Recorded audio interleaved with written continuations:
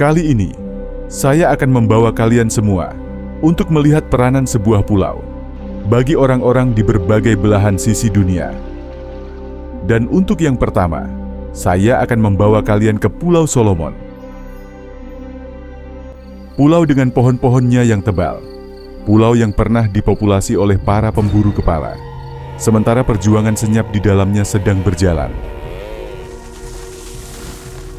Lalu bagaimana cara orang-orang ini melindungi tanah mereka dengan cara hidupnya yang bergantung pada tanah?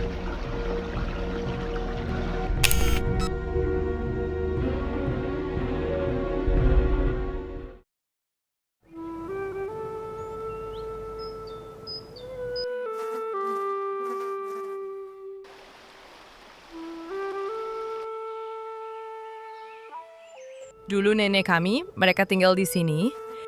Kemudian melahirkan ibu kami, dan ibu kami juga tinggal di sini.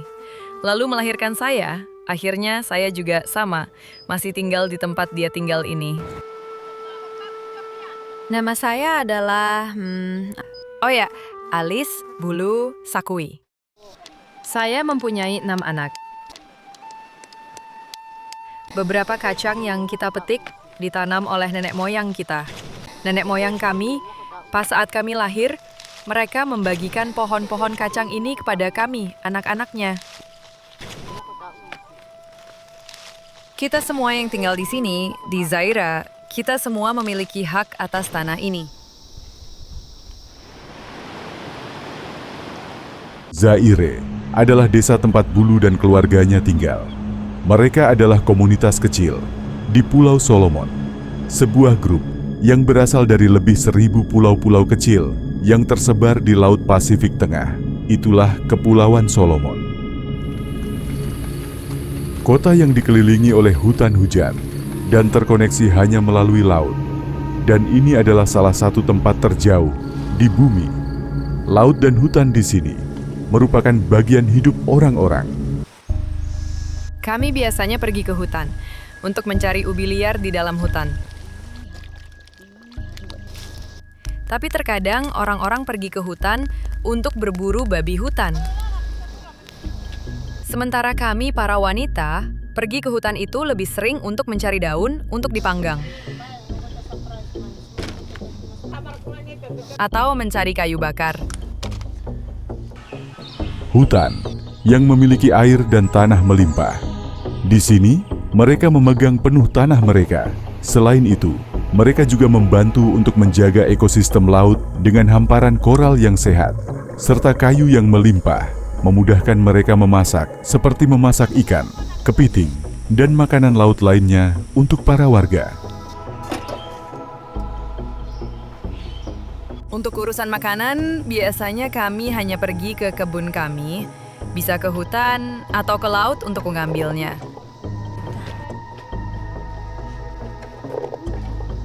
Produk dari hutan juga memberikan pendapatan kecil untuk warga. Para perempuan di sini biasanya menjual minyak kelapa. Pinang. Yang kami dapatkan dari semak ini, kami menanamnya.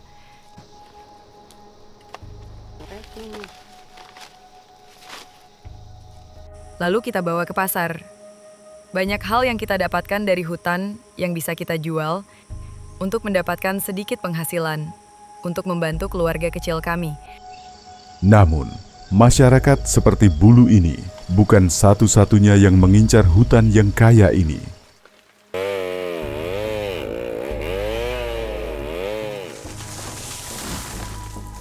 Sumber daya kayu tropis yang berharga adalah hadiah bagi penebang kayu.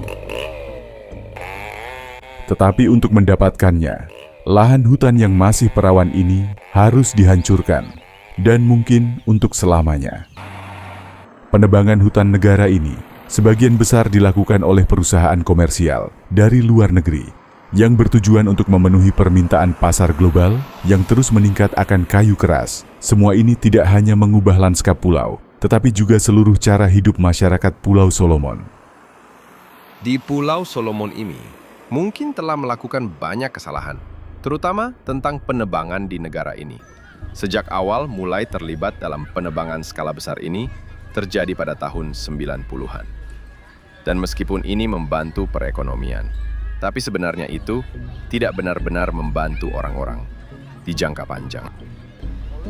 Pendeta Moses Maama yang memberi ceramah kepada banyak masyarakat kecil di Pulau Vanuatu dan telah melihat sendiri dampak dari penebangan liar ini. Dia mengatakan bahwa hutan harus dikelola dengan lebih baik sebelum terlambat, atau dampaknya fatal bagi penduduk setempat dan bisa membawa bencana di masa depan.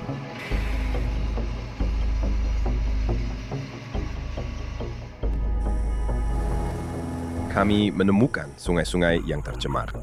Dan kamu akan menemukan hewan-hewan yang sebagian mati. Dan dari komunitas kami, mulai meninggalkan tempat ini. Bahkan kamu juga akan menemukan retakan sumber daya laut yang mulai terkena dampaknya. Yang tentu akan mempengaruhi ketahanan pangan komunitas ini. Dan mungkin akan butuh waktu bertahun-tahun sebelum semuanya dapat kembali normal. Pendeta Moses menyerukan agar pemerintah membuat regulasi yang jauh lebih baik terhadap perusahaan penebangan kayu untuk lebih melindungi masyarakat setempat. Meskipun ada undang-undang yang mengatur kegiatan penebangan kayu, tapi menurutnya, undang-undang tersebut jarang dilaksanakan. Saya berpendapat bahwa pemerintah tidak benar-benar bertanggung jawab ketika IMB mendukung industri penebangan ini. Membiarkan operator dan masyarakat menyelesaikan perjanjian tersebut. Dan akhirnya, banyak dari masyarakat menjadi korban perjanjian tersebut karena tidak menyadari biaya yang dikeluarkan dan dampaknya. Julius Hurrier dari Kementerian Kehutanan tidak setuju. Ia mengatakan bahwa memang ada undang-undang yang melindungi hutan dan hak-hak mereka yang tinggal di sini. Tetapi karena sebagian besar tanah di sini dimiliki secara komunal, pada akhirnya masyarakatnya sendirilah yang memutuskan kapan akan menjual hak penebangan di pulau mereka sendiri.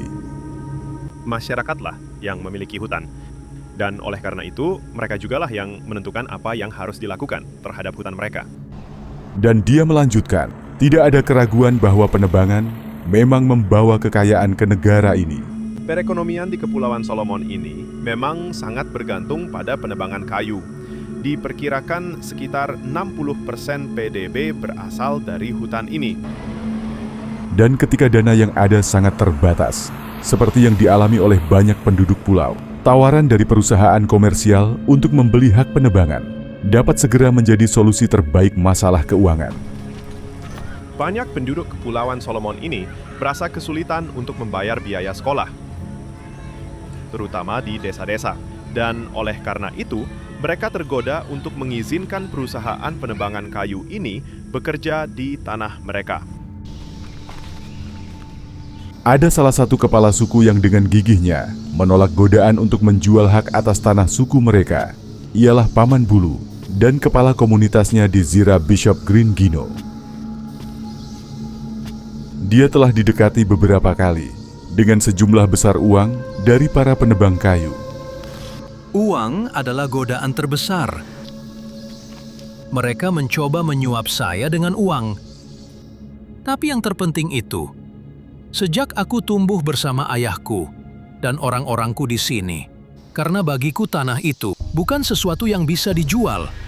Tidak masalah jika kita tidak kaya, karena kita harus bergantung pada tanah untuk masa depan generasi kita, generasi muda kita, anak-anak kita, cucu-cucu kita.